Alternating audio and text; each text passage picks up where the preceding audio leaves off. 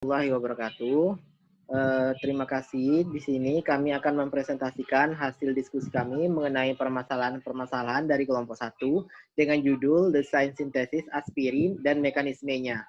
Permasalahan pertama akan dinyatakan oleh Saudari Ermawati. Kepada Saudari Erma, kami persilahkan.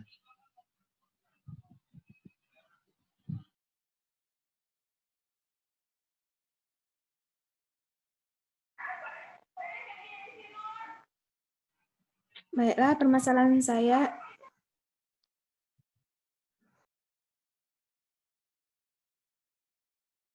di sini permasalahan saya yaitu asam salisilat merupakan asam yang mengandung 2 gugus OH dan COOH. Anhidrida asam asetat menyerang gugus fenol dari asam salisilat.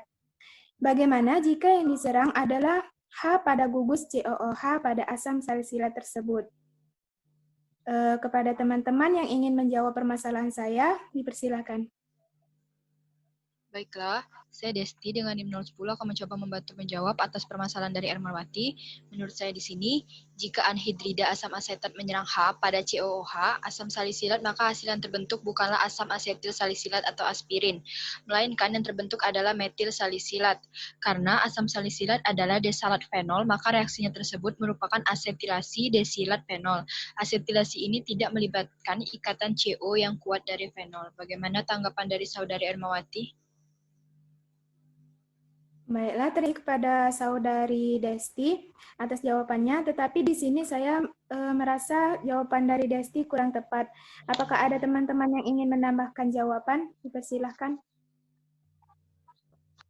Baiklah.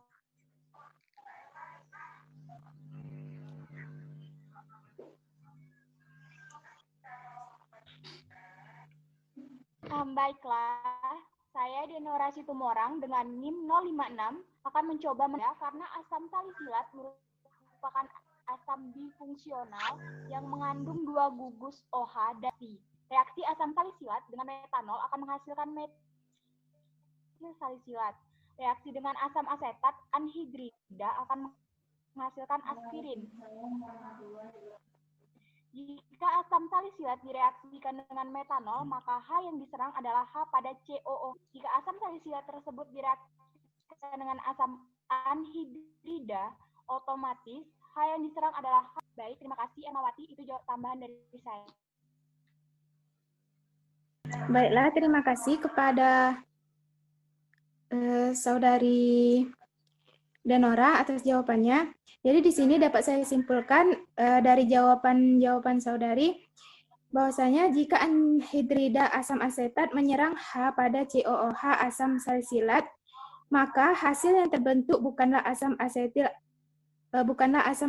salisilat atau aspirin. Reaksi asam salisilat dengan metanol akan menghasilkan metil salisilat. Reaksi dengan asam asetat anhidrida akan menghasilkan aspirin. Jika asam salisilat direaksikan dengan metanol, maka H yang diserang adalah H pada COOH dan menghasilkan metil asisilat. Metil salisilat. Namun, jika asam salisilat tersebut direaksikan dengan asam anhidrida, otomatis H yang diserang adalah H pada OH dan tidak menyerang H pada COOH. Sekian permasalahan dari saya, terima kasih. Permasalahan dari Ermawati, kemudian permasalahan dari Saudari Desti. Permasalahan dari Saudari Desti. Baiklah, saya Desti Ramadhani dengan 010 akan permasalahan saya itu pada proses pembuatan aspirin dengan reaksi esterifikasi ini ditambahkan katalis seperti H2SO4 atau H3PO4 untuk mempercepat laju reaksi. Lantas, mengapa dilakukan pemanasan lagi untuk mempercepat reaksi padahal kita sudah menggunakan katalis dalam reaksi ini? Baiklah, teman-teman, ada yang ingin membantu menjawab dari permasalahan saya? Baiklah, saya akan mencoba menjawab permasalahan dari Desti. Karena agar reaksi berjalan lebih efektif, maka dibantu dengan meningkatkan energi kinetiknya. Upaya peningkatan energi kinetik dilakukan dengan cara pengadukan menggunakan magnetic stirrer dan dipanaskan dengan suhu 50 derajat sampai 60 derajat Celcius. Terima kasih. Saya kembalikan kepada Desti. Baiklah, terima kasih kepada Saudari Masita. Namun di sini saya kurang setuju jawabannya dikarenakan Saudari Masita tidak menjelaskan keterkaitan antara dampak dari energi kinetik dengan proses berlangsungnya reaksi sintesis aspirin. Apakah teman-teman ada yang ingin menambahkan jawaban? Baiklah, saya di sini Nabila Zahra akan menambah jawaban dari Masita bahwa seperti yang kita telah ketahui, setelah asam salisilat tercampur sempurna, maka larutan dipanaskan dengan menggunakan penanas air. Hal ini bertujuan untuk menghilangkan zat-zat pengotor yang ada pada bahan, sehingga aspirin yang diperoleh nanti memiliki kemurnian yang tinggi. Nah, selain itu, fungsi dari pemanasan adalah untuk mempercepat kelarutan dari asam salisilat sehingga dapat bercampur dengan sempurna. Hal ini dikarenakan proses pemanasan itu akan mempercepat gerak kinetik dari molekul-molekul yang ada dalam larutan sehingga laju reaksi akan semakin cepat dan reaksi akan berjalan dengan cepat. Terima kasih. Baiklah, terima kasih atas jawaban dari teman-teman. Jadi di sini dapat saya simpulkan bahwa pemanasan diperlukan pada sintesis aspirin setelah menggunakan katalis. Hal ini dikarenakan pemanasan dapat digunakan untuk menghilangkan zat pengotor yang ada pada bahan, sehingga aspirin yang diperoleh nanti memiliki kemurnian yang tinggi. Selain itu, fungsi pemanasan adalah untuk mempercepat kelarutan dari asam salisilat sehingga dapat bercampur dengan sempurna. Hal ini dikarenakan pemanasan akan mempercepat kinetik dari molekul-molekul yang ada dalam larutan sehingga laju reaksi akan semakin cepat dan reaksi berjalan lebih cepat. Terima kasih. Baiklah, untuk permasalahan selanjutnya adalah dari Nabila Zahra kepada Saudari Nabila. Baiklah, permasalahan dari saya ialah aspirin dibuat dengan mereaksikan asam salisilat dengan anhidrat asam asetat menggunakan katalis 85% H3PO4 sebagai zat penghidrasinya. Nah, bagaimana jika asam salisilat ini direaksikan dengan menggunakan katalis asam lainnya ataupun basa? Adakah dari teman-teman yang bisa menjawab permasalahan saya? Saya Ermawati dengan NIM 002 ingin mencoba menjawab permasalahan dari Saudari Nabila. Menurut saya bisa jika pembuatan aspirin dengan katalis asam lainnya seperti H2SO4, HCl, dan lain-lain. Dasar pembuatan sintesis aspirin adalah reaksi esterifikasi, yaitu reaksi antara gugus asam karboksilat, asam asetat COOH, dan gugus alkohol, asam salisilat OH. Dengan bantuan asam klorida pekat atau HCl dan aqueous dan menghasilkan senyawa ester asam asetil salisilat dan hasil samping sejumlah kecil asam sulfat. Mungkin itu jawaban dari saya. Terima kasih kepada Ermawati yang telah menjawab permasalahan saya. Tetapi di sini saya rasa jawaban dari Erma itu kurang lengkap karena hanya menyebutkan katalis asam lainnya saja. Bagaimana dengan yang lain? Adakah yang bisa menjawab permasalahan saya? Baiklah, perkenalkan nama saya Sandi. Saya ingin menambahkan jawaban dari Saudari Ermawati mengenai permasalahan Nabila Zahra. Di sini saya ingin menambahkan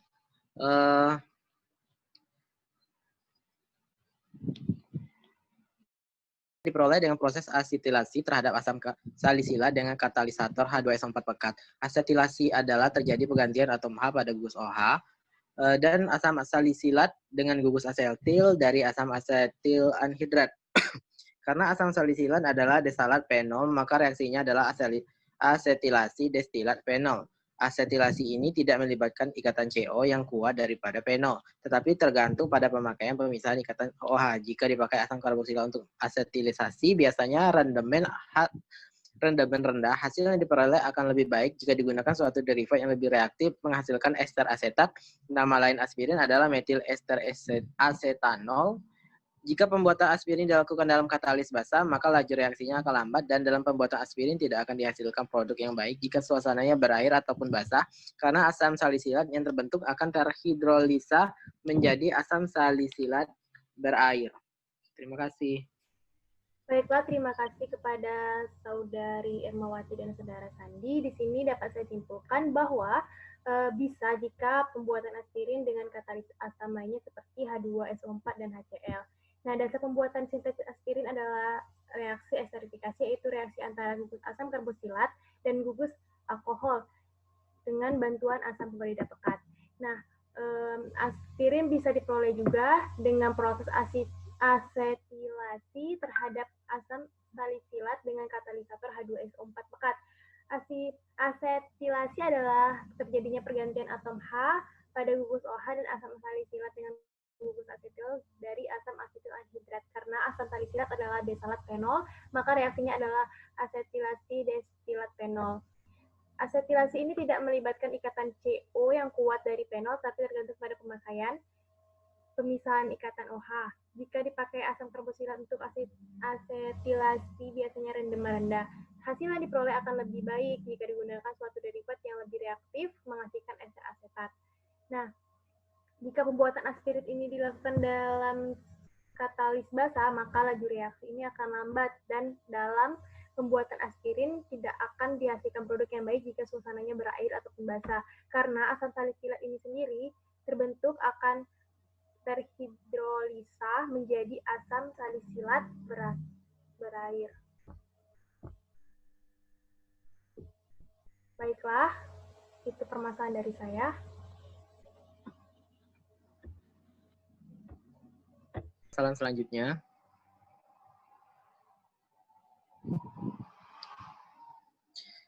Permasalahan selanjutnya adalah permasalahan saya sendiri, di mana aspirin, asam asetil salisilat merupakan salah satu turunan dari fenol merohidris, ialah fenol dengan satu gugus hidroksil yang berikatan pada inti aromatis, di mana fenol tidak dapat bereaksi dalam air. Lalu mengapa pada pembuatan aspirin membutuhkan air, sedangkan pada berbagai uji coba itu lebih ke pelarut lainnya seperti etanol?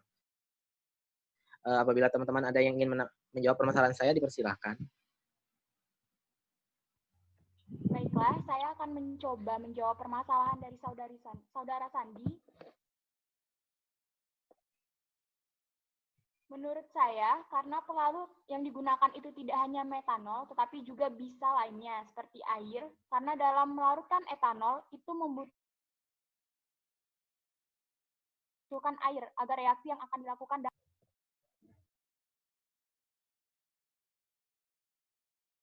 Terima kasih jawaban dari Saudari Denora. Namun di sini saya kurang setuju dengan jawaban Denora, di mana telah kita ketahui bahwa aspirin itu merupakan harus dilarutkan dengan pelarut lainnya, tidak seperti air. Karena apabila dilarutkan seperti air, maka dosisnya itu kan rendah. Jadi kalau dosisnya itu ditambahkan air itu bakalan bertambah rendah, dan itu tidak berpengaruh terhadap yang lainnya. Saya ingin tambahan dari jawaban teman-teman. Apakah ada yang ingin menjawab permasalahan saya? Baiklah, saya akan menambahkan jawaban dari Saudari Denora atas pertanyaan dari Saudara Sandi. Menurut saya, bukan dari bahan yang digunakan, itu seperti air. Karena tidak ada pengaruhnya antara dosis aspirin dengan pembuatan aspirin dengan air. Nah, dari yang saya pahami bahwa memang betul dalam pembuatan aspirin itu menggunakan air, seperti contohnya ditambah etanol 25%. Nah, hal itu dikarenakan dalam pembuatan aspirin seperti contoh bahan tersebut itu sangat diperlukan yang namanya air karena untuk melakukan rekristalisasi berlangsung cepat dan akan terbentuk endapan. Nah, endapan inilah yang merupakan aspirin. Bagaimana Saudara Sandi? Baiklah, terima kasih atas jawaban dari Saudari Denora dan Mas Sita. Jadi dapat disimpulkan bahwasannya karena pelarutnya digunakan itu tidak hanya metanol, tetapi juga air. Menurut saya dari kesimpulan yang saya dapat itu memang betul dalam pembuatan aspirin itu ada menggunakan air. Seperti contohnya yang tadi, air ditambah dengan etanol 25%. Hal itu juga dikarenakan dalam pembuatan aspirin, seperti contoh bahan tersebut, itu sangat diperlukan yang namanya air, karena untuk melakukan rekristalisasi berlangsung cepat dan akan terbentuk suatu endapan, yang mana endapan inilah yang merupakan hasil aspirin. Terima kasih. Untuk permasalahan selanjutnya,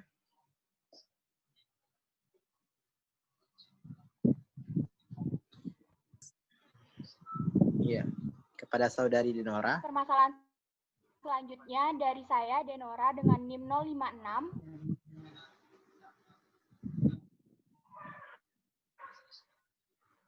Silat dengan asam asetat dibutuhkan dari ini.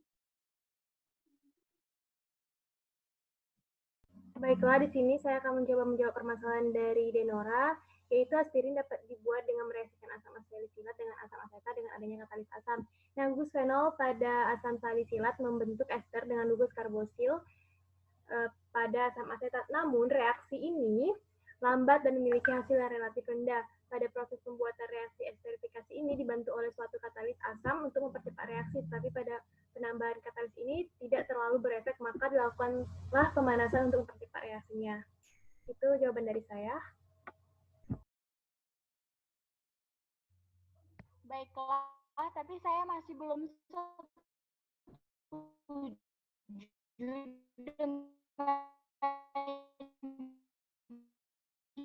jawaban dari Saudari Nabila.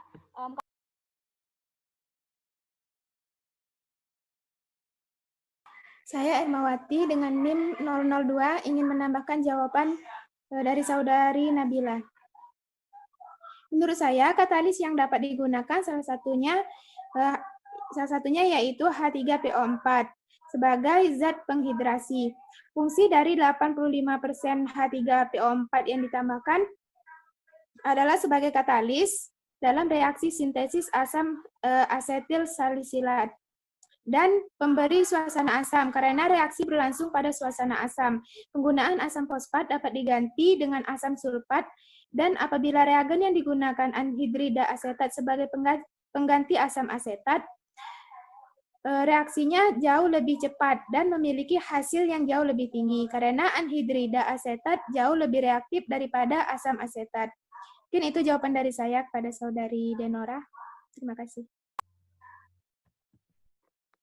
Baiklah, jadi dapat saya simpulkan bahwa gugus fenol pada asam salisilat membentuk ester dengan gugus karboksil pada asam asetat. Namun reaksi ini lambat dan memiliki hasil yang relatif rendah. Pada proses pembuatan reaksi esterifikasi ini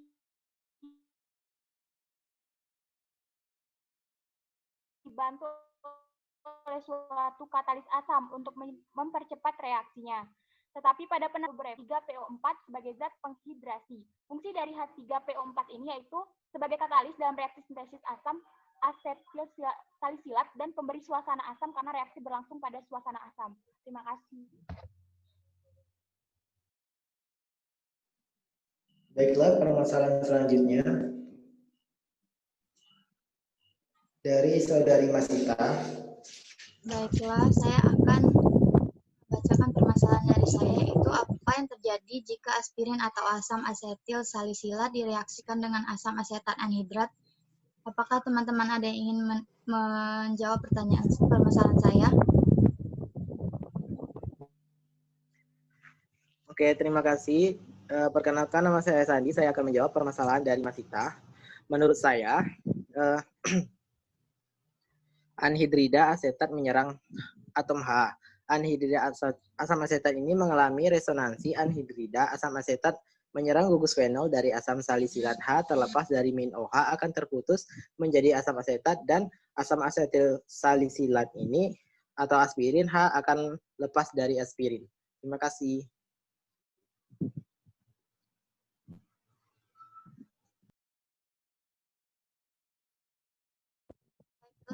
Menurut saya jawaban dari Sandi kurang tepat. Apakah ada teman-teman yang ingin menambahkan?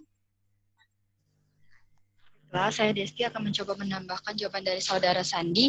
Di sini tadi Saudara Sandi menjelaskan bahwa anhidrida asetat menyerang H. anhidrida asam asetat mengalami resonansi anhidrida asam asetat menyerang gugus fenol dari asam salisilat.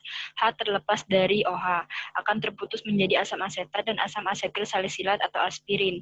Nah, H akan lepas dari aspirin dan berikatan dengan atom H pada anhidrida asam asetat.